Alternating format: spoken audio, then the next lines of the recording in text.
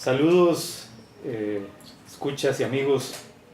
Estamos hoy compartiendo un rato ameno de conversación con don Albino Vargas, a quien saludamos y le agradecemos mucho su tiempo.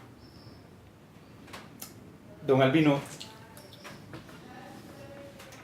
cuando se piensa en movimientos sociales y en sindicatos en Costa Rica, indefectiblemente se piensa en Albino Vargas como referente y ya como figura icónica.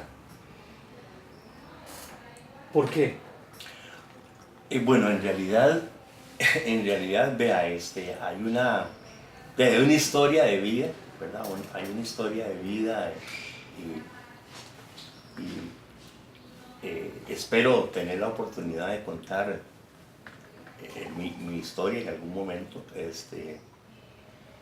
Yo estoy muy ligado a la cuestión político-social desde jovencillo. En este momento yo acabo de cumplir 62 años de edad, ¿verdad? Debería estar pensionado, pero aquí estoy todavía. A esa altura de mi vida soy creyente, ¿verdad? Yo soy creyente, tal vez no practicante religioso, pero soy creyente en Cristo Jesús, en Dios. Y le doy gracias a Él en mis oraciones de todos los días por un día más y porque me permite estar en esto. En mis años de secundaria, en el Liceo Napoleón Quesada Salazar de Guadalupe, Huecochea, yo me conecté con el proceso que pasaba en Chile, con el proceso de la Unidad Popular en Chile. Muy jovencillo, en 1970, ya estaba en el segundo año de colegio y me empezó a llamar la atención. ¿Se estaba gestando el movimiento de Allende? No, ya Allende había ganado las elecciones del 70, ¿verdad? Y entonces a través de los medios de comunicación de entonces, pues uno seguía los acontecimientos hasta el doloroso golpe del 73. Del 11 de septiembre. Del 11 de septiembre. Luego yo ingresé en el año 1974 a la UCR. Fui bachiller de honor. En aquellos tiempos había bachillerato de honor, entonces me eximieron de hacer examen de bachillerato. Sí, que el bachiller de honor era una persona que había acumulado... los 5 años, digamos, de buenas notas, ¿verdad? De excelentes notas, sí, y lo eximían de... Lo eximían, sí. Entonces yo ingresé a la UCR, hice estudios generales. Ahí me encontré con un profesor chileno que daba una cátedra de lo que llamaban repertorios en aquel entonces. Entonces yo escogí un repertorio de la cátedra de filosofía que se llamaba Pensamiento Iberoamericano. Y el profesor, yo creo que todavía está vivo, don Helio Gallardo. Sí, claro, por supuesto. Y me dio ese año Pensamiento Iberoamericano. Oiga, y fui el único alumno que le sacó un 10 en la cátedra. No se los cuento así para que suene a rajonada, ¿verdad? Pero son como anécdotas. Y ahí me empecé a conectarme con el pensamiento social, con el pensamiento de izquierda, aunque le confieso que mis primeros años fueron militante liberacionista, del Partido de Liberación Nacional. Yo ingresé a ese partido y recibí algunos cursos de socialdemocracia en la Catalina, el CEDAL La Catalina, Centro de Estudios Democráticos, ¿verdad? Cuando Liberación Nacional era un partido verdaderamente socialdemócrata. Bueno, estaba don Pepe, estaba Daniel. Don Pepe, don Daniel. Luis Alberto, figuras más históricas, más emblemáticas. En la U anduve dando tumbos, para ser honesto. Después también pasé a la Universidad Nacional. Ahí llevé el propedéutico de Ciencias Sociales. Creo que sí, casi lo termino.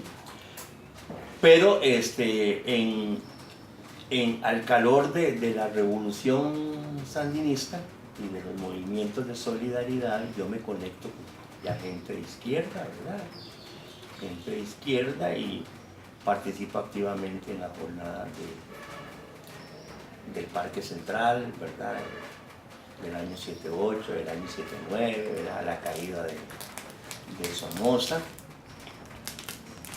Y me empiezo a ligar a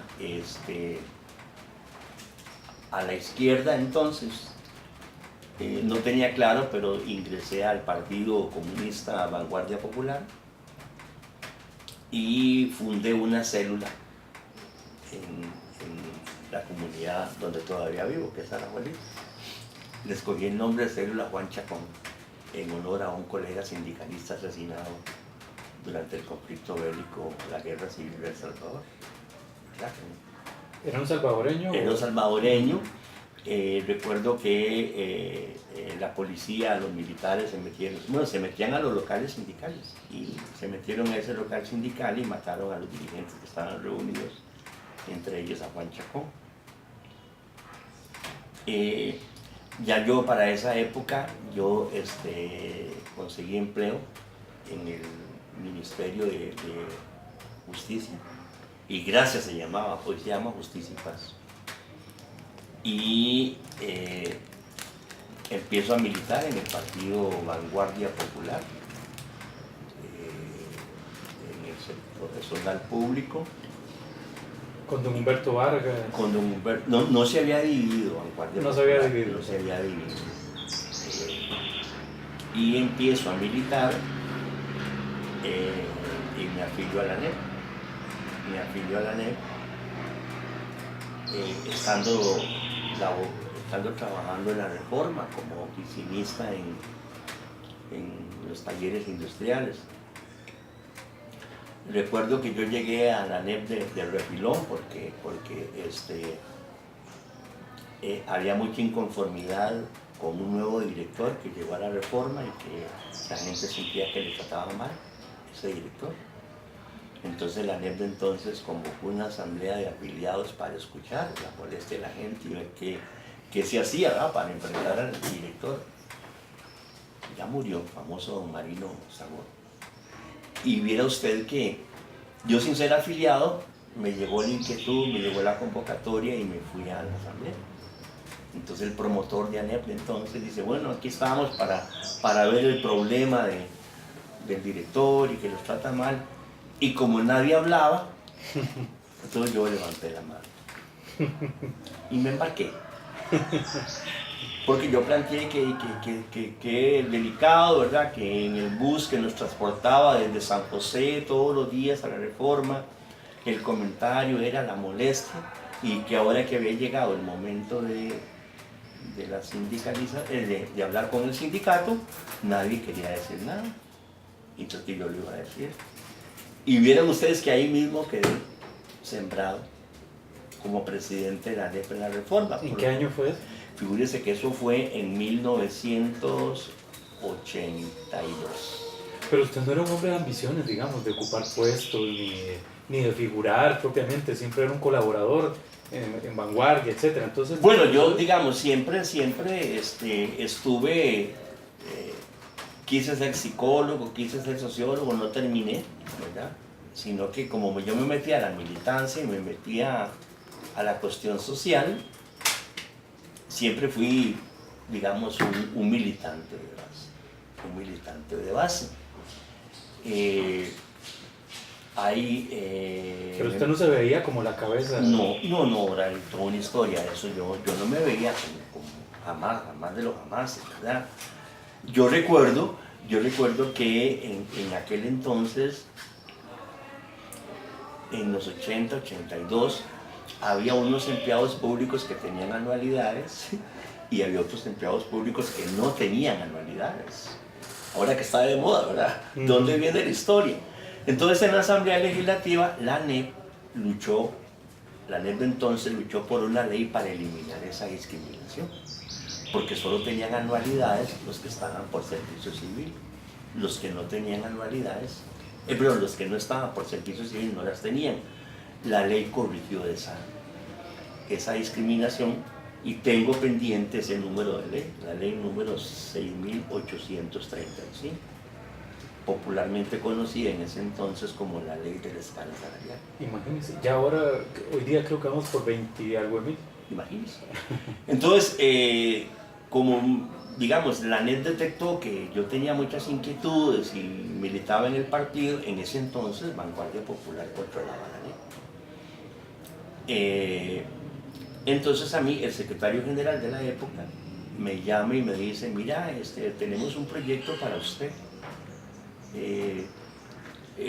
porque esa ley beneficia al 85% del personal de las cárceles, porque solo el 15% del personal de las cárceles tiene anualidad, que es el que está por el servicio civil, y todos los policías van a salir beneficiados. Los policías no estaban por el servicio civil. Entonces queremos contratarte, saque una licencia sin goce de salario, su salario es modesto, se viene para ANEP, ANEP le paga, y su labor es educar a los trabajadores penitenciarios que no tenían anualidad de que había que pelear por esa ley. Oiga, no lo canso con el cuento. Ese trabajo que este cristiano hizo terminó en una formidable huelga en las cárceles de este país. Del 18 de junio al 25 de junio de 1984. ¿Estaba usted en sus 20 todavía? Estaba yo nací en el 5-6 y eso era 84, tenía yo 28 años. Esa huelga está en los periódicos, usted la puede ir a buscar, ahí está reseñada. Una huelga de 9 días en las cárceles. Fue tan feroz esa huelga que tuvo que intervenir la Iglesia Católica en la persona de Monseñor Román Arrieta Villalobos. Se negoció en el Palacio Arzobispal. Nosotros, los huelguistas, nos habíamos tomado el control de los centros penitenciarios. ¿Cuando todavía estaba Rodrigo Carazo? ¿O no, ya Luis Alberto? era Luis Alberto Monge Álvarez. Luis Alberto Monge Álvarez, que tenía una posición ideológica completamente de derecha.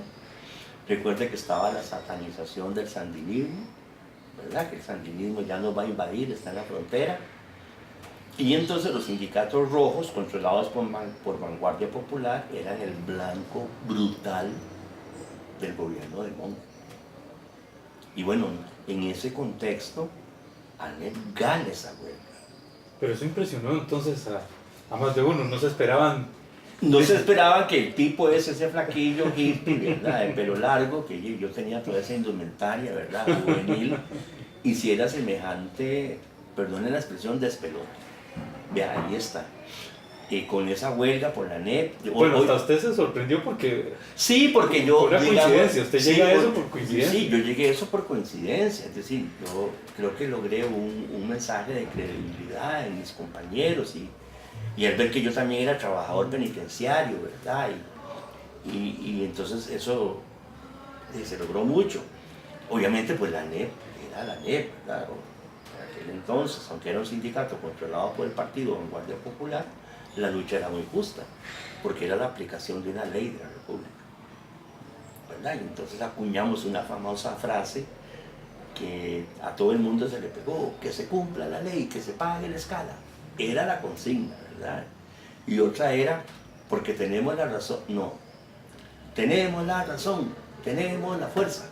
Eso lo gritábamos en las calles, eso lo gritábamos en los paros previos, en todo lado. Pero hicieron mucho porque, sea como sea, yo supongo que para ese momento, bueno, si hoy no son tantos los funcionarios penitenciarios, en aquel momento eran mucho menos. Claro. Lograron levantar. Pero además, esa huelga tuvo repercusiones en la policía, en todas las policías. Ah, muy bien. Porque cubrió a todos los cuerpos policiales de Costa Rica que en ese momento no tenían derecho a la anualidad. Ahí nació la anualidad. Bueno, ya ahí sí era una crisis importante. Fue un impacto impresionante, ¿verdad? Entonces, esa huelga me consolidó como un prospecto de dirigente. Esa huelga generó un terrible conflicto ideológico en el seno de ANEP, de Vanguardia Popular y del gobierno, porque esa huelga de junio del 84 se da a 6 meses de la división del partido Vanguardia Popular, que fue en noviembre 8-3. Entonces la ANEP quedó controlada por el bando de los Vargas Ferreto, Humberto Vargas y don Arnoldo Ferreto. Entonces se vendió la especie de que los extremistas, los radicales de izquierda, ¿verdad?, no solamente se habían dejado el control de la ANEP, sino que estaban ensayando medidas estratégicas para apoderarse del Estado. Y entonces la huelga que este cristiano impulsó, un potencial golpista. yo era un potencial golpista y la ANEP era la casa matriz del golpe que se veía venir. Y esa barbaridad se vio. Y figúrense que esa barbaridad se repercutió en las elecciones de ANEP, que eran en julio. En ese entonces las elecciones de ANEP eran una vez al año. Entonces, como se dividió Vanguardia Popular, se crearon dos tendencias para pelear el control futuro de la ANEP. Una tendencia a Vargas Ferreto y una tendencia a los hermanos Mora, con don José Merino.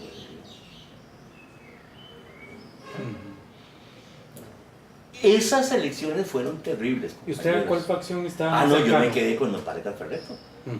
Hay una historia también que les puedo contar ahí. Otra frase que me dije yo en la división, que era la frase Comité Central Ordene, ¿verdad? Porque la mayoría del Comité Central de Vanguardia Popular quedó con los Vargas Ferreto, y como aquel entonces era el verticalismo, ¿verdad?, el centralismo democrático, entonces la consigna era seguir la orden del Comité Central, ¿verdad? Entonces acuñamos la frase Comité Central Ordene. En las elecciones de ANEP de julio del 8-4, oiga, 6 meses, perdón, de julio después de la huelga, y ANEP quedó empoderada. O sea, los Vargas Ferreto en el control de la ANEP quedaron empoderados con ese resultado. Era obvio que el grupo de los Vargas Ferreto, que se llamaba Tendencia Lucha, iba a ganar.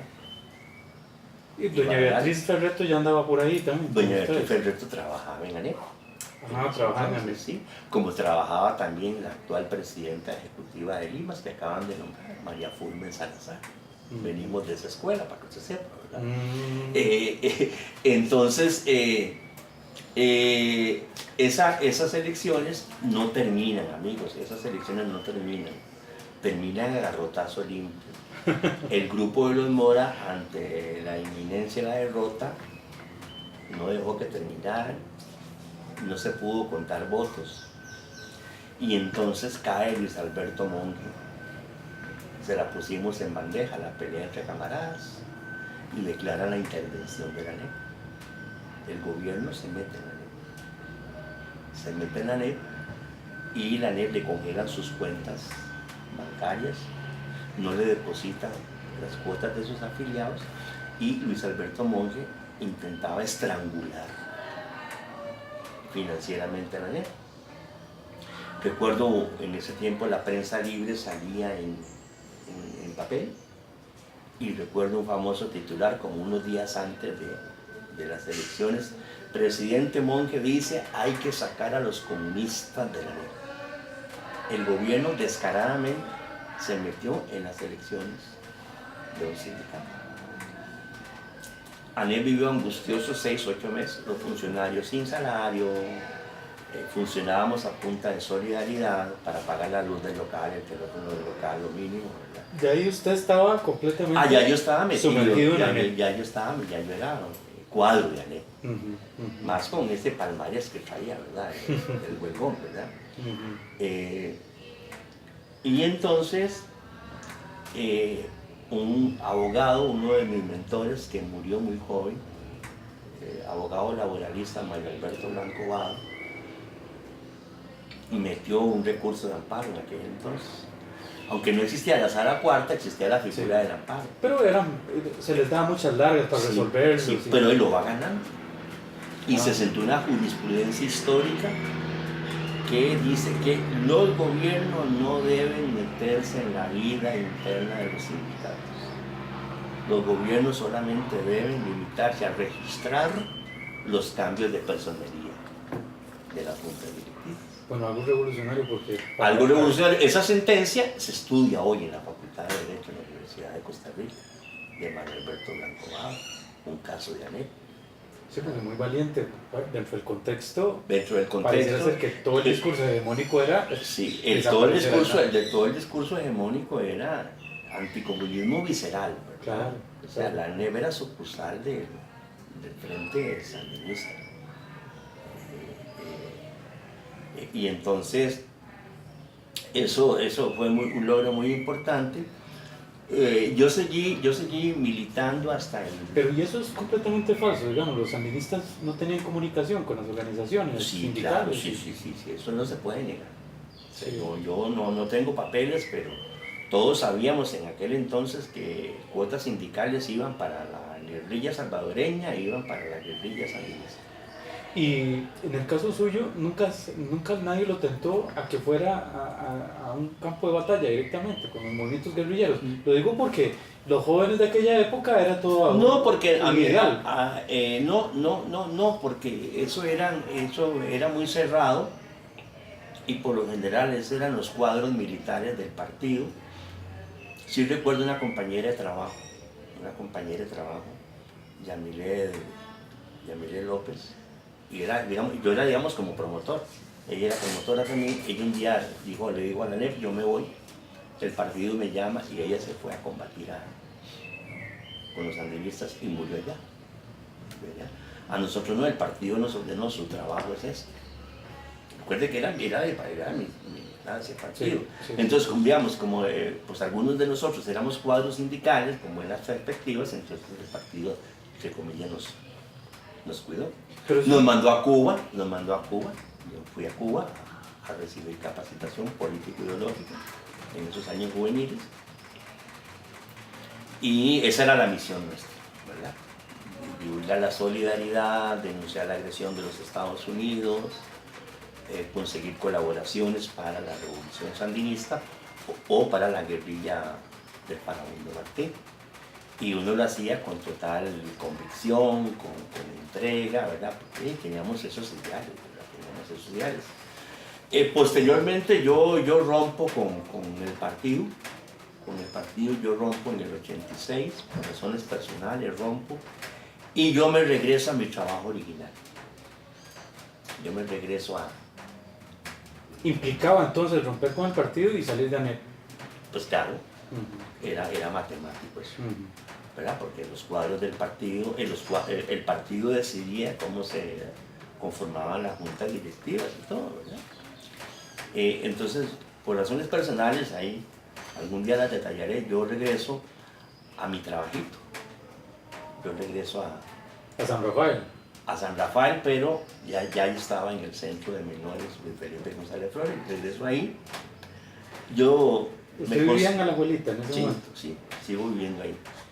Yo, digamos, me considero como un autodidacta, ¿verdad? Entonces yo leía toneladas, leía mucho.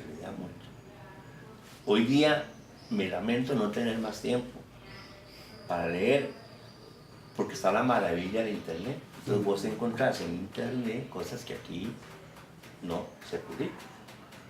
Ahora vengo este fin de semana, me encontré un documento que acaba de salir del Papa Francisco, sobre el sistema financiero global y todo eso, que a mí me cayó como anillo al dedo con esta discusión que estamos dando. Y de una vez yo, no, este documento no lo publican los periódicos de aquí, no van a publicar esto que dice el Papa, ¿verdad? Entonces, la maravilla de Internet. Pero para no cansarle con el cuento, yo me retiro a mi vida, digamos, civil, laboral, ¿verdad? Y se viene la caída del muro de Berlín. Se viene la caída del muro de Berlín en el 89, ¿verdad? Toda la desbandada que se da, ¿verdad? Todo lo que eso representó en todo el planeta. A usted se le cae un mundo ahí. A nosotros se nos cae un mundo, obviamente. Aunque yo no militaba en el partido, Vanguardia Popular, que eso siempre yo lo dejo claro, no reniego de ese pasado. Fue maravilloso para mí. Me sensibilizó, me educó, me enseñó mucha disciplina, entonces me enseñó muchísimas cosas. Eso es parte de un pasado muy enriquecedor para mí. ¿Quién era la figura ahí que más le atraía a usted en ese momento, que más le influenciaba? Y por supuesto, nosotros fuimos educados en el ejemplo del Che Guevara, en el ejemplo de Fidel, en el ejemplo de Allende,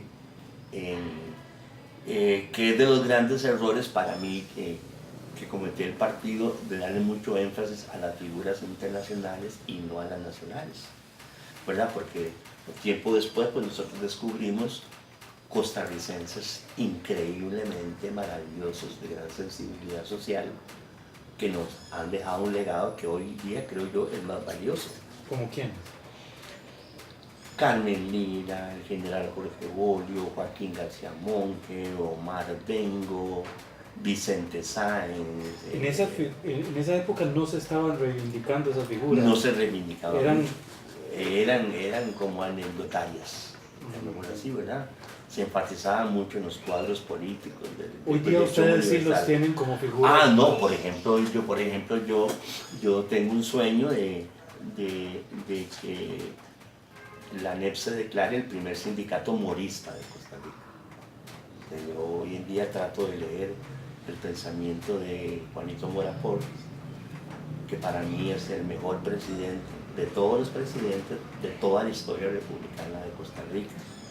Una figura que tiene que ser reivindicada, una figura que ha sido escondida, menospreciada. Por encima de las grandes figuras liberales, digamos. Por encima de las grandes figuras liberales del país. Y bueno, hay grupos de costarricenses que se dedican a eso, por dicha. Sí, hay ¿verdad? Hay varios grupos, la Tertulia del 56, hay otros grupos ahí que se dedican. De hecho, ahí, ahora donde ustedes estuvieron, hay un famoso retrato de Juanito Mora Porras, que nos lo regaló un empresario costarricense. Hay empresarios moristas en nuestro país.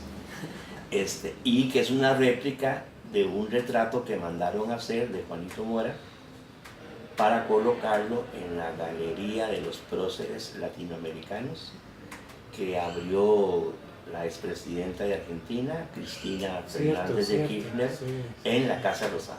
Hubo un acto de eso, pero no es cierto que Macri descolgó más de uno de esos. Yo creo que sí, o lo mandó por otro lado. Esperemos que no haya descolgado el de Juanito, ¿verdad? No, yo creo que descolgó todos. Sí. Pero lo mandaron para otro lado. Sí.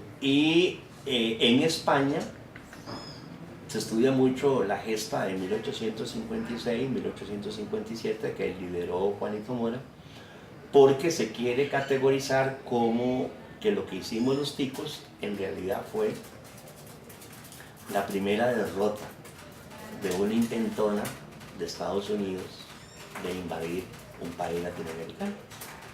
Y no la que nos perdonen los cubanos, pero no fue la de Playa Girón, la primera. La de Playa Girón fue la segunda. Entonces los ticos tenemos la misión histórica y ojalá las generaciones de hoy en día investiguen eso, porque nosotros tuvimos un presidente que entendió muy bien lo que significaba soberanía, el desarrollo nacional, la movilidad social.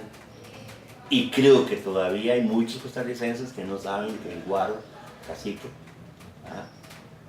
seguramente saben que es del Estado, Fábrica Nacional de Licores, pero no saben que fue fundada por Juanito Mora en 1857, que fundó la Fábrica Nacional de Licores. Más de uno tendrá que agradecerle eso. Más de uno tendrá que agradecerle, ¿verdad? Porque creo que la filosofía de él y los que lo secundaron era que es esa barbaridad. No, el guaro clandestino está produciendo mucha muerte. Y además, como al tico le gusta mucho el guaro, es mejor que le metamos un impuesto para que sea el fisco el que gane con ese guaro. Sí. ¿Verdad? Y hay muchas cosas de Juanito, ¿verdad? Que bueno, lo fusilaron, todos sabemos, ¿verdad? Injustamente, cuando iba a ser, cuando había sido electo para una tercera, pues no lo dejaron terminar. ¿verdad? Entonces, de él, hoy en día, como está la globalización neoliberal tan injusta, ¿verdad? Tan excluyente, nosotros los ticos y los que siguen después de uno Porque yo creo que yo soy un representante de la generación de resistencia de los 90 para acá, ¿verdad? Porque recuerde usted que cuando se cayó, recuerdo no, pues estaban muy jóvenes, cuando se cayó el muro de Berlín, se proclamó la muerte de las ideologías, ¿verdad? Salió ese señor, Francis Fukuyama, y entonces el capitalismo había triunfado en el planeta, ¿verdad? Y entonces cancha abierta al consenso de Washington, solo una visión, una sola visión, y ahora todo mercado, nada de Estado, ¿verdad? Y ser sindicalista es un valor negativo, sigue siéndolo, ¿verdad? Pero con la caída del muro de Berlín se quedaron huérfanos de ideología. Y yo recuerdo en mi corazón 4 compañeros que todavía están vivos y que después de la caída del muro de Berlín, sin querer, porque toda la izquierda se derrumbó, ¿verdad? Algunos se pasaron de acera, otros se fueron a reconstruir sus vidas personales. Una diáspora. Hubo una diáspora, ¿verdad? Y el partido prácticamente, los partidos se extinguieron o reducidos a su mínima expresión. Y algunos tercos nos quedamos en algunos sindicatos. Recuerdo el nombre de para mí gigante líder social sindical ya pensionado recientemente, don Fabio Chávez Castro, al frente de la lucha sindical en el ICE, don Rafael Ángel Mora Solano, que hoy está conmigo al frente de la defensa del Instituto Nacional de Seguros, el INSS, un Walter Quesada Fernández, en el sector agropecuario, que hoy día es el secretario general adjunto de ANEP, y quien les habla al frente de la ANEP. Si ustedes me preguntan cómo llegué hasta aquí. ¿Pero cómo volvió usted? Porque ahora sí, yo volví porque como se cayó el muro de Berlín, necesitaban como una cara fresca que surgiera, una cara que no estuviera muy coloreada de rojo, ¿verdad? Sí, porque además usted tenía un matiz socialdemócrata. Yo tenía un socialdemocratón, digo yo, ¿verdad? Un matiz socialdemocratón, ¿verdad? Y entonces me llamaron, me fueron a buscar, mira, Albino, resolvamos, venite en esta coyuntura y siempre los de vanguardia. Siempre vanguardia todavía, sí, en el control. Pero los Ferreto, los seguidores de Ferreto, ¿verdad? Entonces me ofrecen estar en la papeleta de las elecciones de julio.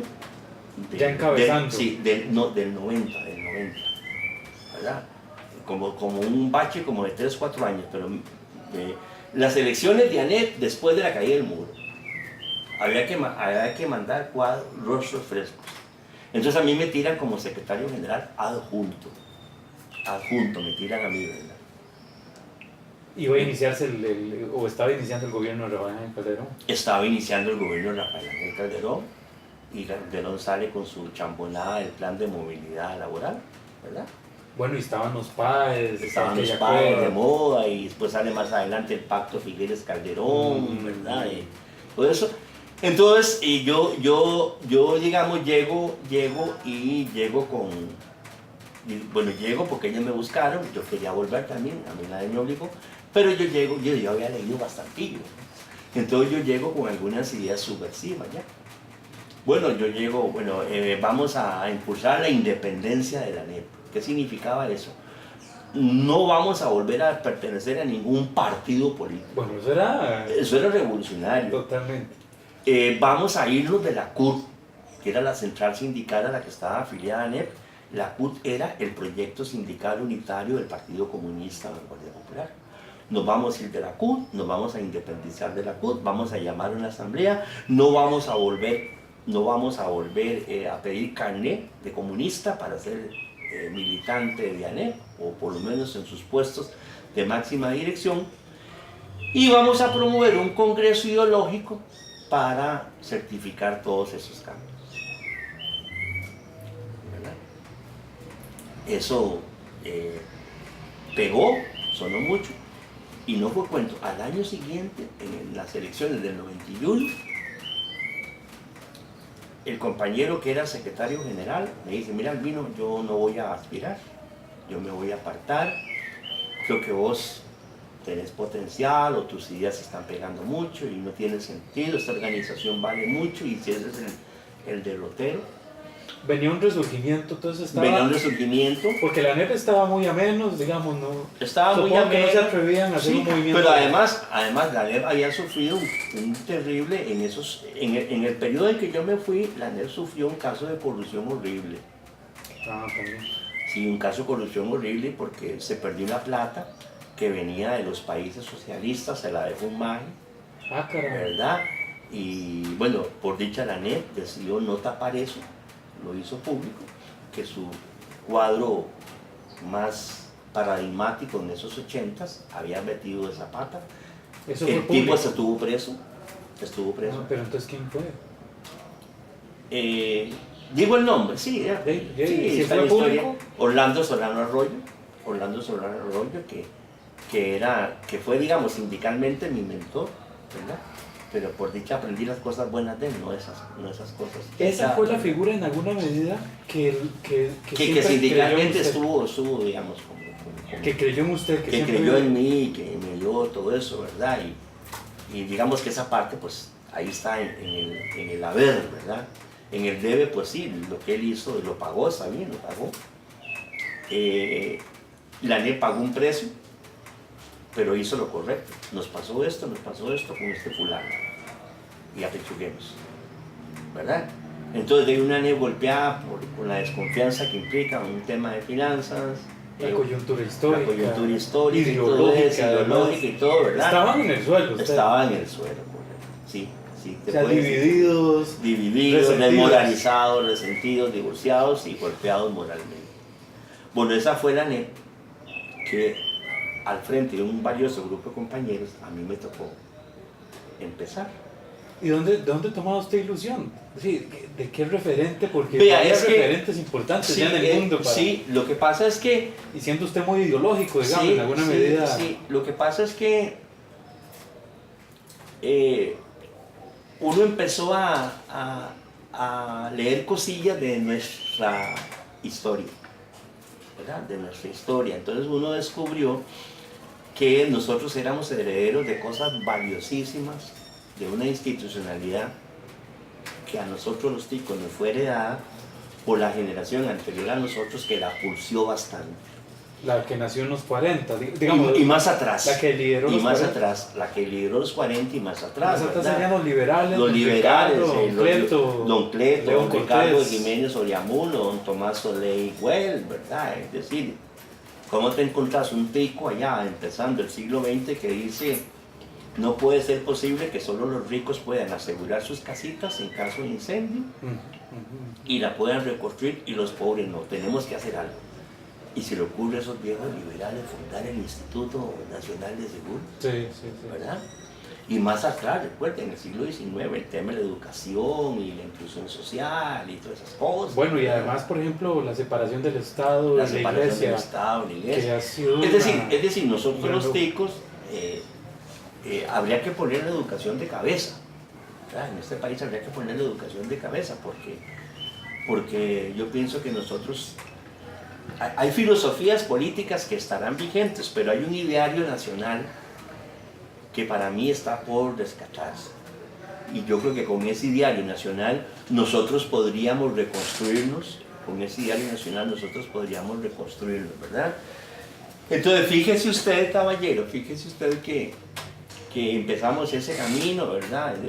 Ese camino de don José Merino, siempre lo recuerdo, ¿verdad? Don José Merino. Pese a que a mí durante la época de la división del partido me lo habían satanizado, ¿verdad? Don José Merino era agente de la CIA. Sí. Los Vargas Ferreto decían que era un agente de la CIA que vino a dividir el Partido Comunista. Así no lo decían. Después yo conocí a este caballero con el tema del combo, ¿verdad? Pero hubo una década muy fuerte, una década de gran soledad política, que fue la década de la caída del muro de Berlín hasta la llegada del combo. De la caída del muro de Berlín hasta la llegada del combo ISE. En el medio estaba la famosa huelga del Magisterio Nacional, la huelga del 95. Yo recuerdo, porque yo era dirigente estudiantil en aquel entonces, una huelga... Esa huelga de padres muy y mío, muy fuerte. ¿Cuánto duró? Meses, ¿verdad? Como más de un mes. Sí, Sí, bueno. no sé si 2 meses, no sé. Sí, porque yo me ¿Verdad? acuerdo que Pero digamos, suspendieron las clases. no vamos a juzgar hoy en día qué pasó, pero esa huelga no tuvo los resultados Bueno, esperados. hubo una gran traición, ¿verdad? Se comenta que hubo una gran traición de los Me dirigentes acuerdo a de Juvenal entonces. Cascante que una señora de San Ramón le ofrecía un billete, así Sí. salió una foto Sí, famosa en la exacto, Extra. exacto, ¿verdad? Y entonces, figúrese usted que es de la parte más dolorosa de la historia de uno, como el sindicalismo quedó tan maltrecho, todo el sindicalismo, por el resultado de esa huelga, Que fue tal vez la última gran huelga. la última gran huelga de los 90s, que el 1 de mayo de 1996 no hubo desfile 1 de mayo. Oiga usted, no hubo desfile 1 de mayo. Fuimos tan solo 55 o 56 costarricenses, fuimos a dejar una ofrenda floral al Monumento Nacional en el Parque Nacional. Para por lo menos hacer algo. Hacer algo, ¿verdad? Y yo recuerdo a gremios empresariales festejando, ¿verdad?, la derrota del sindicalismo. Y creo que hasta un editorial de La Nación que decía, ahora sí, llegó el momento de hacer toda la O sea, reforma lo que no estructural. logró don Luis Alberto en su momento Sí. con la NEP. Sí, ahora llegó el momento de hacer toda la reforma estructural, ya no habrá resistencia, toda esa cosa. Y bueno, ahí seguimos, ahí estamos. Hay periodistas que recuerdo con mucho cariño que siempre nos daban posibilidad de dar nuestras opiniones. Y fíjese usted que en el 96 llega el majestuoso convoy. Eso oxigena de nuevo. Eso oxigena, el convoy se da una revitalización, se convirtió en una lucha cívico-patriótica, rebasó las fronteras del sindicalismo, 17 días de intensa lucha callejera. Que yo recuerdo que 17 días. venía don Rodrigo Carazo gestando un poco, Sí, alimentando, sí, nutriendo sí. eso. Recuerdo que iba por todo el país, don Sí, Rodrigo Carazo, sí. advirtiendo de ese Sí, proyecto. no, de ley. ya teníamos como 5 años de funcionar una cosa que don Rodrigo creó, que se llamó el Consejo de Defensa de la Institucionalidad, el CDI, con valiosos intelectuales, Sí, cierto. valiosos intelectuales, incluso socialdemócratas liberacionistas, don Julio Jurado del Barco, don Rodrigo Madrigal Montealegre, don Cristian Tatenbach. O sea, don Rodrigo hizo como una especie de coalición patriótica de gente que era de izquierda, entonces Invitaba a los gente diputados, me acuerdo. y Sí. algunos sindicatos que nos metimos a apoyar a don Rodrigo, ¿verdad? Entonces ellos desde el pensamiento y nosotros desde la calle. Bueno, pero también muy simbólico, porque si bien había pensamiento ahí, había una propuesta, digamos, un combate ideológico, había una discusión ideológica que se quería plantear, también había algo simbólico en el sentido de que había un sincretismo, digamos, de nuestra sociedad reuniéndose en una dirección, digamos, política. Porque más allá de los partidos políticos, sí, digamos. sí, porque tocaron uno de los símbolos de nuestra nacionalidad, Claro. ¿verdad? Que fue el ICE, ¿verdad? La creación de don Pepe, su movimiento de la Segunda República, Y curioso porque una además, obra nacional de ingenieros y profesionales costarricenses, ¿verdad? Y con un sindicalismo como el del ICE que entendió muy bien que la prioridad era la defensa del ICE, porque yo recuerdo el ICE nunca ha dado luchas por salarios, ni por convención colectiva, eso tiene que abonárselo a la historia, el movimiento sindical del ICE, ¿verdad? Entonces, y el combo ICE estamos vivos. En diciembre del 99, en las sesiones legislativas se aprobaron el proyecto en comisión, habíamos unos cuantos sindicalistas, estábamos ahí viendo cómo aprobaban el proyecto, y don Fabio Chávez dice, ¿me mandas una cartulina? Y sí, y un paño, sí. Entonces le doy la cartulina a Fabio, y Fabio escribe, nos vemos en las calles, y la pega así, y La Nación agarra esa imagen y la convierte en foto y se convirtió profética. Diciembre, enero, febrero, marzo. En marzo estaba el país incendiado. por eso, Incendiado, ¿verdad? Y hubo una famosa reunión que la pidió los ricos más ricos de este país a los sindicalistas que estábamos al frente del combo. Esa reunión se dio en el hotel, no, este que está por la Abson, Herradura, no. Ah, el que era el Corobicí. El Corobicí, el Corobicí. Llegó don Fabio, llegó don Jorge Argueda, llegó don Rafa Mora, llegó otros compañeros, un servidor. ¿Fue público eso? No, secreto. Se lo estoy contando a usted. Secreto. Y no, porque ya no es secreto.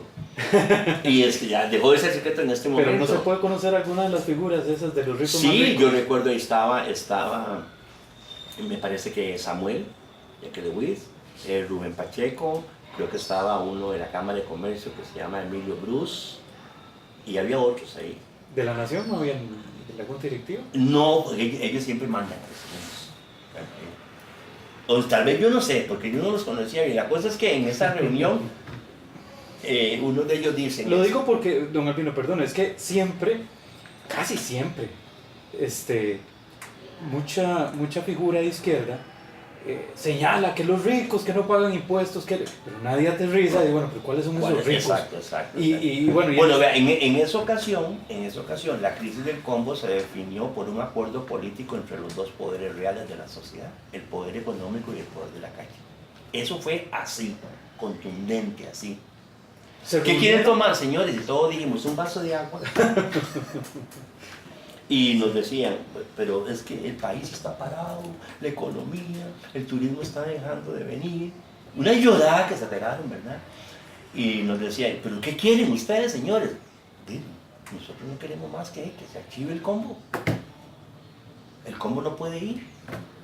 Usted tiene que entender que ya el pueblo se pronunció en la calle, el combo no puede ir. Sí, pero... no. Si aquí hay un acuerdo político, usted acomoda la institucionalidad a un acuerdo político, porque esto funciona así, amigos. Hay poder formal y hay poder real. ¿Ah? Bueno, entonces de ahí salió la famosa solución de la comisión mixta y toda esa cosa, y el acuerdo en el Tribunal Supremo de Elecciones, la noche del 3 al 4 de abril, donde se firmó, pero todo eso fue trabajado en esa reunión. Y además con ese hotel rodeado de gente, porque la gente estaba en la calle. Así se resolvió. Entonces usted nada más tiene que ir a decirle a don Miguel Ángel Rodríguez que ese combo no puede ir. Entonces ellos dijeron, pero si eso no va, ustedes paran esto. Sí, firmamos un acuerdo y se termina esto. Y sí, así se fueron a decirle a Miguel Ángel que el combo no puede ir.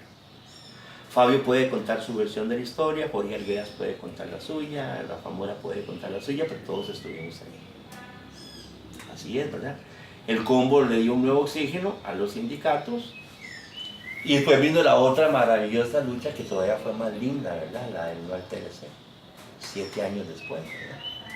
Porque como el combo los convenció de que no podían privatizar, ¿verdad? El combo los convenció que no podían privatizar, ¿verdad? Ya había pasado mucho la intentona de los bancos del Estado, ¿verdad? Recuerdo la primera gerencia general de Mario Barrenechea llamándonos para que nos reuniéramos ahí, ¿verdad? El tipo con whisky, nosotros con gin, ¿verdad? Donde Mario decía que había que vender el Banco Costa Rica y nosotros como tercos, como muy, aunque sea solo, que no se venga a vender. Cambia el discurso ya, apertura de mercado. Sí, no. El discurso cambia, lo cambia, la llegada del TLC, ¿verdad? Ahí se dan cuenta que hay que meter eso, y lo cambia el lanzamiento de Oscar Arias en su segunda candidatura presidencial. ¿Es Oscar Arias el presidente, digamos, lo voy a poner en estos términos confrontativos, que no es como el más adecuado, pero quiero explicarme? De los presidentes que ha tenido usted que enfrentar, sí. ¿Es Oscar Arias sí. el que... Sí. Vea, con Oscar Arias hay otra anécdota que se la voy a contar, que tampoco los que estuvieron ahí no me dejan mentir. Él insistió en que tuviéramos una reunión privada antes de que él se lanzara. El que pidió esa reunión privada fue ministro de Hacienda de él, fue diputado, yo lo estimo Don mucho. Guillermo Zúñiga. Don Guillermo Zúñiga. Y en esa reunión me acompañó mi compañero Giovanni Ramírez Guerrero, que todavía trabaja en él. Era solo con usted y Los cuatro, y Johnny. los cuatro. Pero digamos, como sindicalista, Como sindicalista era gané, una, sí, sí, una sí, discusión sí, con sí, usted. sí. Fue en la casa de don Guillermo. En la casa de don Guillermo. Antes de que don Oscar se lanzara. se lanzara. Sí, entonces ya nos contó de sus ideas de volverse a lanzar pues, que Liz iba a seguir, ¿verdad? Que aceptáramos la apertura, ¿verdad? Que Liz iba a ser siguiendo empresa, pero que la lógica del mercado y la globalización. Toda esa hablada que se echan, ¿verdad? Entonces nosotros le dimos nuestras razones, ¿verdad? Opuestos. Por supuesto, opuestas, ¿verdad? Y cuando él dice que sí, además me va a apoyar la nación me va a apoyar. ¿Qué? Hasta aquí llegó la conversación, ¿no? Si usted lo va a apoyar la nación, téngalo por seguro, así como yo lo estoy viendo a usted, que vamos a hacer todo lo posible para que usted no sea presidente de la República. Es cierto que usted en Vamos esa a ir a reunión, incidir para que usted no sea presidente. es cierto que usted en esa reunión usted le habló inclusive de una cantidad de votos que ustedes le podían Sí, quitar. nosotros le dijimos, vea, yo creo que nosotros estamos en condiciones de que usted entre con 100,000 votos negativos para que usted no sea presidente. Pero no, ¿verdad? Ahí terminó, ¿verdad? Y bueno, vino la elección, recuerden ustedes que vino la elección que fue con Otón Solís, que hubo que hacer conteo. Hubo que hacer conteo. Muy ajustado. Muy ajustado. 50,000 votos, creo. No, 18,000 votos 18,000, fue la perdón. diferencia. 50,000 fue el combo, perdón, el PLC. En el PDC.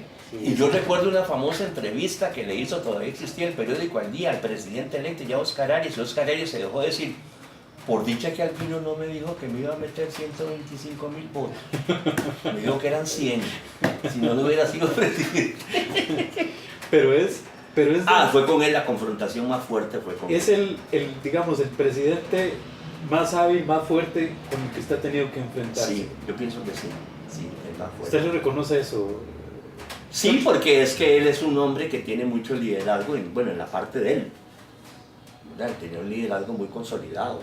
¿Qué reconoce usted en Oscar Arias?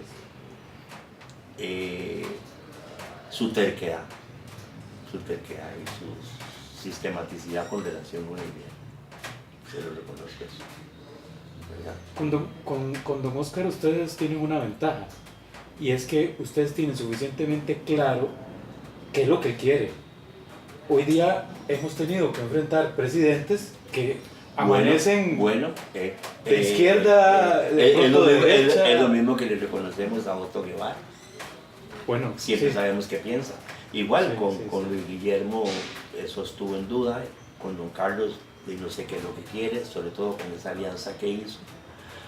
¿Verdad? Pero digamos, con el No al TLC fue maravilloso, ¿verdad? Con el No al TLC es toda una historia, amigos, incluso de cómo se formaron los comités patrióticos, ¿verdad?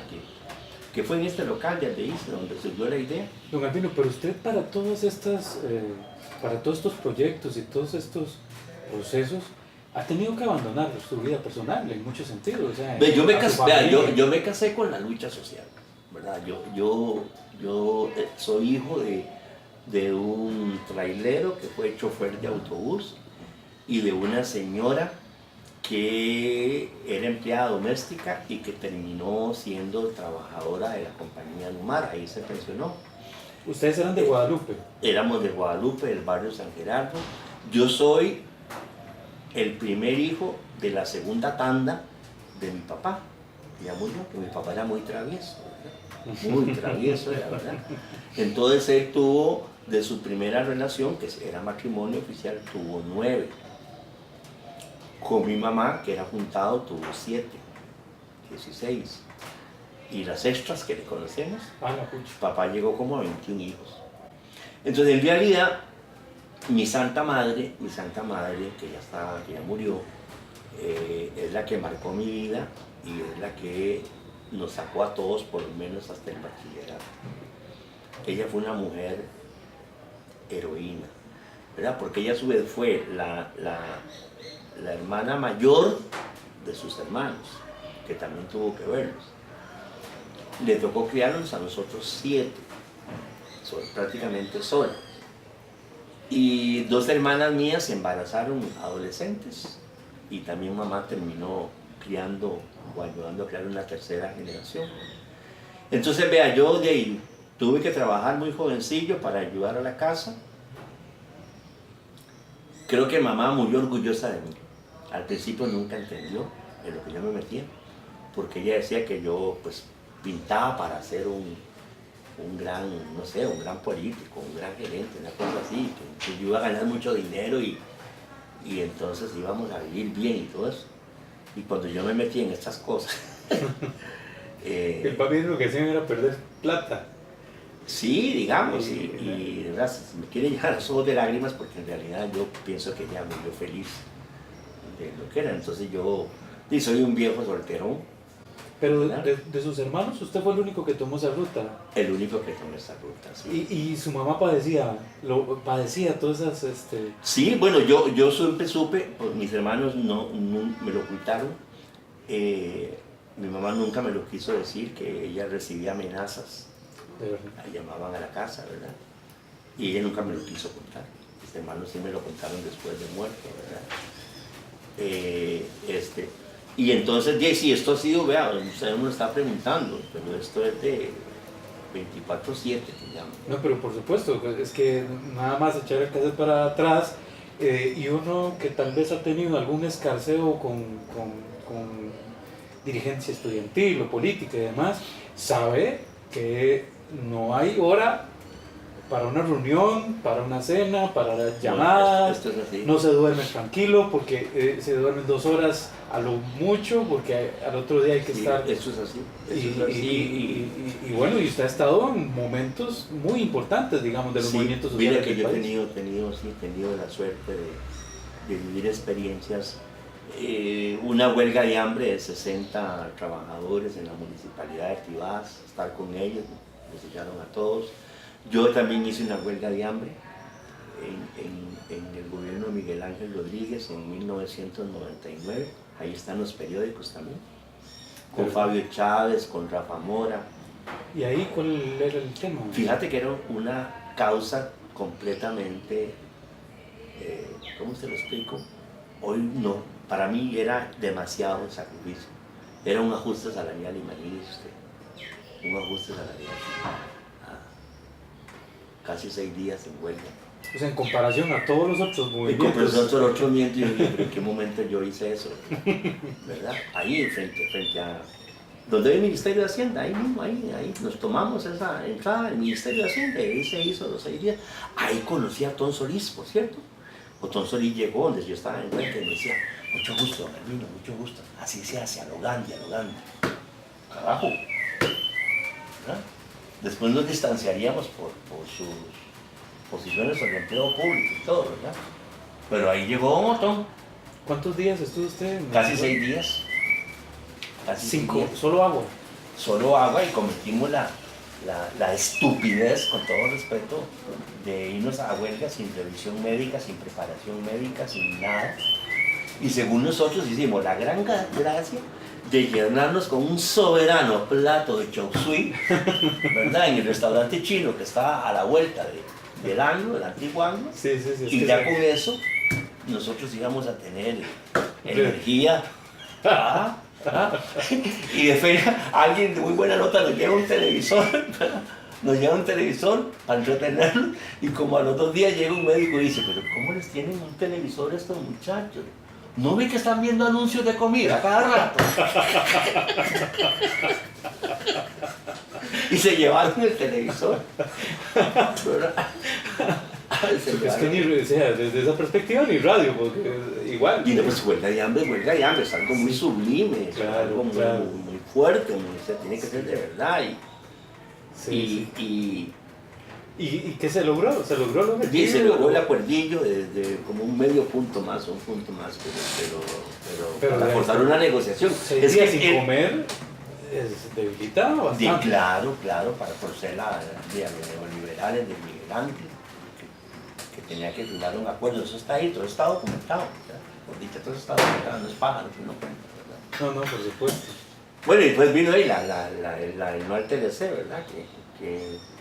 que por dicha empecé a escribir para Diario Extra en el 2002, empezando el gobierno de Don Abel. Yo tuve el honor de que me diera su amistad el finado William Gómez Vargas, fundador y dueño de Diario Extra.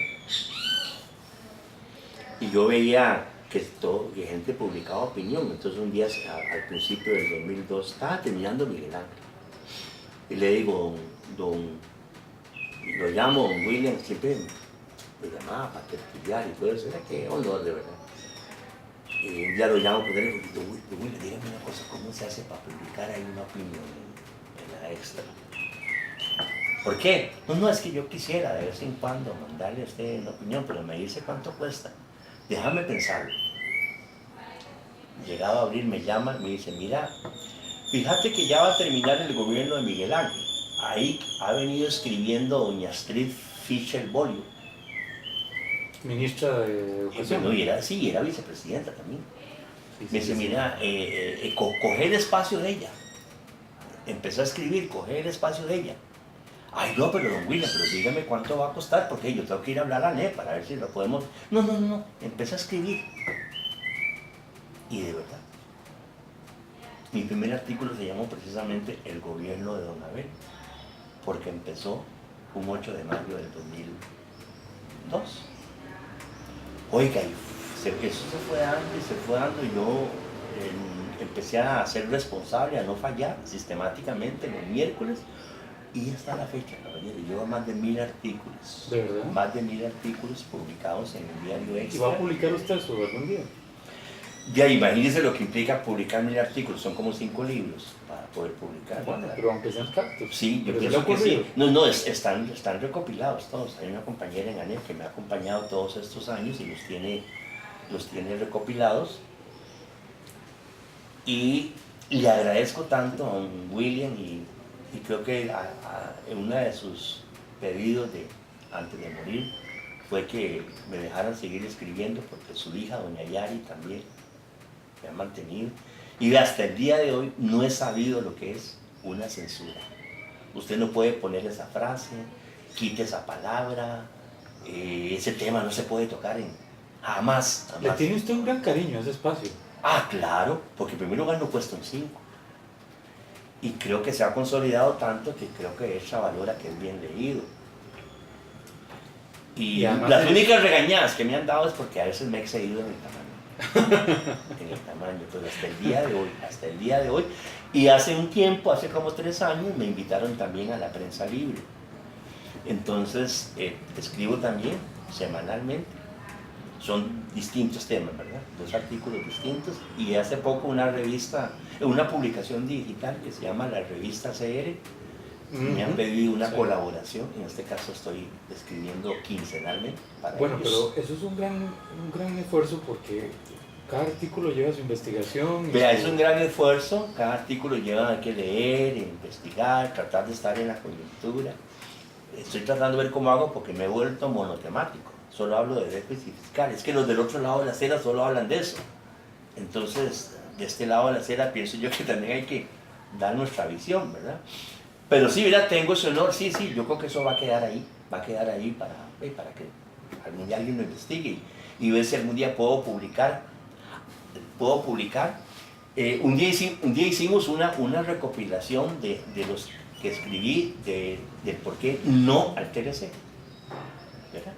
Recuerda que empezamos en el 2002 a escribir para la EXA y el referéndum fraudulento, le llamo yo, fue en el 2007.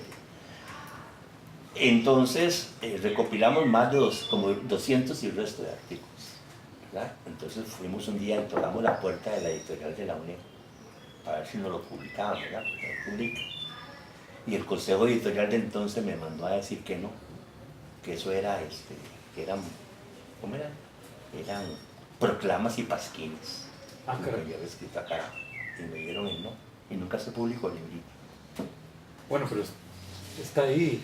Está ahí, he escrito mucho así, el tema fiscal, el déficit fiscal, el empleo público, demasiado escrito. Don Albino, hablamos del presidente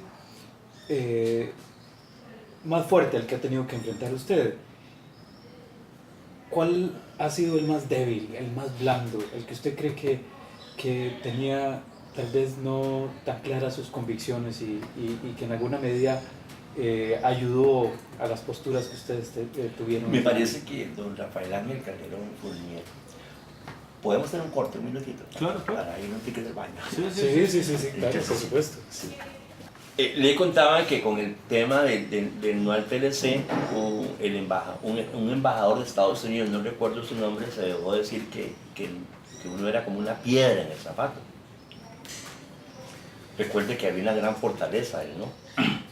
Y no era solo sindicato, ni era un tipo, era un movimiento cívico patriótico, ¿verdad? Los sindicatos éramos parte, o los financiadores. Ahí tengo otra anécdota para comentarle.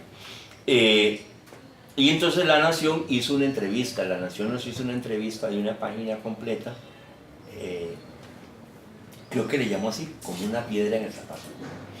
Y nos entrevistó, él trabajaba para ese periódico, don Carlos Villalobos, y al final de la entrevista él me pregunta que si yo soy comunista. Entonces yo le contesto, me quedo pensando y se me viene a la mente y le digo, no vea, yo soy un socialdemócrata cristiano de izquierda.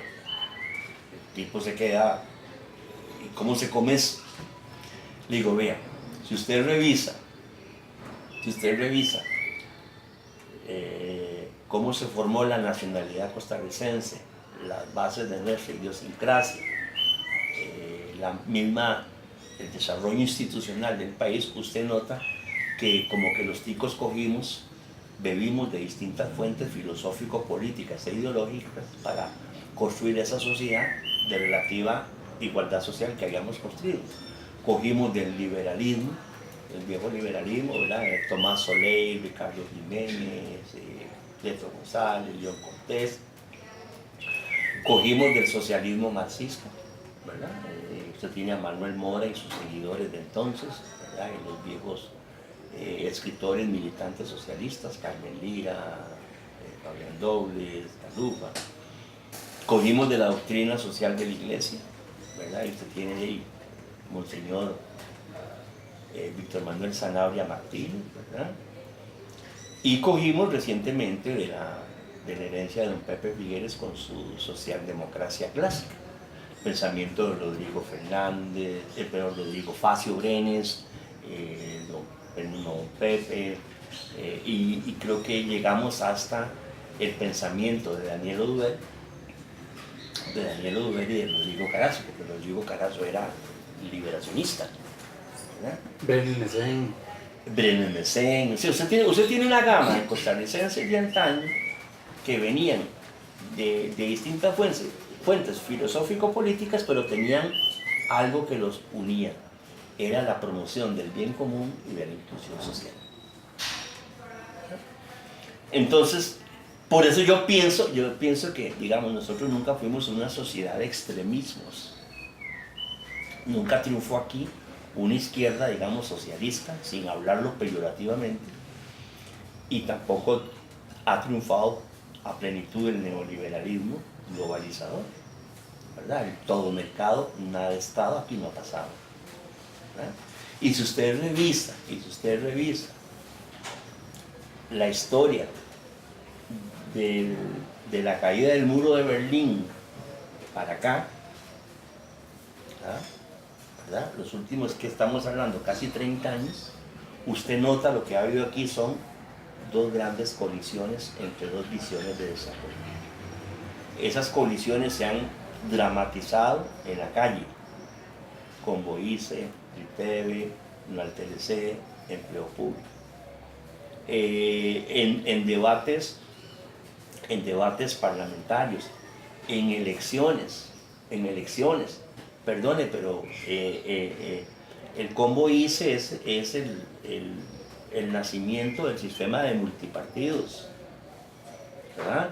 Y el Partido Acción Ciudadana y el Partido Frente Amplio, por ejemplo, se nutrieron del combo ICE, ¿verdad? Y el Partido Frente Amplio nació en un local sindical, nació aquí a la vuelta, en el local de Atenas, ¿verdad? Y yo recuerdo, luego de la derrota del combo, el gigante papel de don José Merino. Don José Merino deja de ser diputado y pasa a intentar fundar un partido. Y mientras don José Merino lograba cristalizar su sueño, dos grandes sindicatos le financiamos a él un programa semanal de opinión que se llamó Diálogo Social. El sindicato de ICE y el sindicato ANE. Le pagamos a él durante un año un espacio publicitario para que él siguiera vigente con sus ideas sociales. ¿Por qué usted, digamos, cuando a usted le han tentado para que dé el paso a la vida política, tal vez como diputado, qué sé yo, supongo que hasta miembro de algún gobierno, ¿por qué usted siempre ha dicho que no? Vea, vamos a ver. Yo siempre he creído que bueno, el combo ICE nos demostró que la política dejó de ser monopolio de los partidos políticos. Para mí. Que usted hace política también desde el frente civil, ciudadano, cívico, y no necesariamente usted tiene que estar en un partido político. Es decir, lo que yo les conté hace un ratito de cómo se resolvió finalmente la salida del combo ICE demuestra que la política se puede resolver en espacios de facto, a partir de acuerdos de fuerzas que compiten en una sociedad por los beneficios del crecimiento económico, que es un poco la tesis que tenemos ahorita con el paquete de impuestos, con el combo fiscal. Abogamos por un gran diálogo político-social, ¿verdad? Que ojalá logre acuerdos y que esos acuerdos se materialicen en iniciativas de ley que se respalden por los partidos que participen de ese acuerdo. Vea, yo pienso que yo he tenido el honor de tener la confianza de miles de personas trabajadoras. Eso no vale una curul legislativa, eso no vale un cargo público. A mí me pueden investigar, de hecho me han investigado a ver qué me encuentran, ¿verdad? Y a mí me han inventado,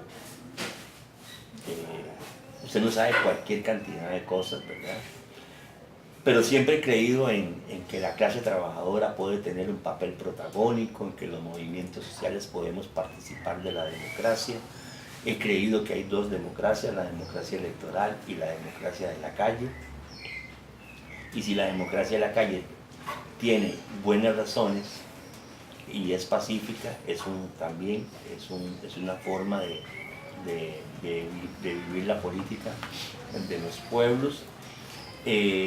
Estar en una curul legislativa, he tenido 3 veces esa oportunidad y sinceramente con muchísimo respeto a todos los que quieren estar ahí, yo ni regalado quiero una curul legislativa, ¿verdad? Por más que uno pudiera decir, uy, a esta altura de mi vida ese salarito me ayudaría para una buena pensión, pero no estoy interesado en eso. ¿Siente usted que estaría traicionando? Siento que yo estaría traicionando, digamos, a esas miles de personas, porque si usted se mete en un partido, en el caso mío, yo represento a 5 que son del partido A, a 3 que son del partido B, o 2 que son del partido A y 3 que están sin partido. Entonces yo voy a dejar de representar a los 3 sin partido porque me fui con el partido, ¿verdad? Entonces, yo siempre he creído eso. Hemos hecho un gigantesco esfuerzo, ustedes se impresionarían del gigantesco esfuerzo que ha hecho ANER de propuesta país. Es decir, a usted de la prensa solo le saca lo bochinchero que usted es y cuando usted se opone a algo, pero nosotros desde el combo ICE empezamos a tomar en serio que teníamos que tener propuesta alternativa, y ahí están la Tercera República, por una Costa Rica inclusive y solidaria, la propuesta Crisol, las 10 medidas para enfrentar la crisis económica con inclusión social y productiva, la propuesta fiscal, 10 medidas para comenzar a ordenar la caja. Es decir, hay un mamotreto así. No, mamotreto es despectivo. No, hay un documentazo así que resume casi 20 años, donde nosotros nos hemos nutrido de costarricenses, así, de distintas fuentes, ¿verdad? Nosotros tenemos pensamiento que fue construido con el aporte de Luis Guillermo Solís Rivera, de Rolando Araya Monge, de José Merino del Río, de Román Macaya. ¿Se puede decir que ustedes no tienen esas amarras dogmáticas? No, nosotros no tenemos ninguna amarra dogmática. Nosotros están no abiertos. Estamos abiertos. Nosotros entendemos que hay muchas cosas que cambiar y que en el empleo público muchas cosas deben cambiar. Por supuesto, nosotros. ¿Cómo qué, por ejemplo? Bueno, yo creo que nosotros necesitamos un nuevo sistema nacional de evaluación del desempeño. Yo creo que la ciudadanía tiene derecho a participar, a evaluar cómo yo, funcionario público, la atiendo. ¿Ustedes promoverían esa...? Claro, lo que pasa es que no, todas esas serie de ideas que uno tiene, que ANEP tiene, no las hemos podido plantear porque todo lo contaminan con lo fiscal, ¿verdad? Todo lo contaminan con déficit fiscal, y nosotros no aceptamos eso. No aceptamos eso porque más bien hay zonas de los servicios públicos completamente debilitadas, dirigidas a atender necesidades de poblaciones vulnerables que más bien ocupan empleo público, ¿verdad? ¿A dónde se discute eso? Se discute en una mesa cuál es la administración pública que queremos dejar para el futuro. A mí me gustaría discutir eso, pero cuando uno ve que hace tiempo aquí hay sectores ganadores que no quieren ni que se discutan, que vienen dando porque han ganado mucho, entonces vos te cerrás. ¿Verdad? Cuando empezaron a decir los empleados públicos son los culpables del déficit fiscal, bueno, nosotros demostramos que eso no es así. Y hoy todo el mundo lo acepta, ya nadie lo dice. ¿Cuáles serían los mínimos innegociables en los cuales, si el gobierno sigue insistiendo, ustedes se van a las calles? Vea, yo en este momento, recuerde que nos ha costado mucho juntar a los principales sindicatos y a las principales corrientes sindicales. Recuerde usted que estamos en un proceso que hace muchos años no se veía de unión sindical. Entonces, lo que yo le puedo decir a usted puede, digamos, entrar en colisión con lo que estén pensando otros colegas. Precisamente, bueno, no sé cuándo va a salir esto, pero le puedo decir que el 23 de mayo es una fecha que fue escogida para hacer como una mini encerrona, para tener nuestro ABC de propuesta fiscal tributaria alternativa para luego compartirla. Lo que yo creo es que si usted acepta, si usted emplaza al otro para que haga diálogo con usted tiene que poner todo en mesa y pedir al otro que haga lo mismo. Porque si usted dice, no, yo voy a discutir A, B, pero D no, entonces ¿para qué diálogo? ¿Verdad? Entonces como que no funciona eso, ¿verdad? Creo que hay cosas que son relevantísimas, como que los sindicatos somos parte de la democracia, ¿verdad? Aunque no hay una democracia sin sindicatos. Los sindicatos somos parte de los derechos humanos. Este año 2018 es el 70 aniversario de la proclamación de la Declaración Universal de los Derechos Humanos. Eso se hizo el 10 de diciembre de 1948 en la ciudad de San Francisco con la Organización de las Naciones Unidas. Son 30 artículos. Si todos los países del planeta aplicaran esos 30 artículos, viviríamos otro mundo sería. Otro mundo, ¿verdad? Y de esos 30 artículos, el 23 es el de los sindicatos. Estar en un sindicato, afiliarse al sindicato, ser dirigente en un sindicato, luchar por mejores condiciones de trabajo. Son derechos humanos. Son derechos humanos de primera generación. Son derechos humanos de primera generación, ¿verdad? Entonces esa es una de nuestras bases filosóficas de nuestra lucha. Sí, los sindicatos. Ni comemos chiquitos, ni somos terroristas, ni somos Bin Laden, ni nada que se le parezca. Somos parte de la democracia y estamos tutelados por la primera generación de los derechos humanos. Le agradecemos muchísimo, don Albino, estos minutos valiosísimos.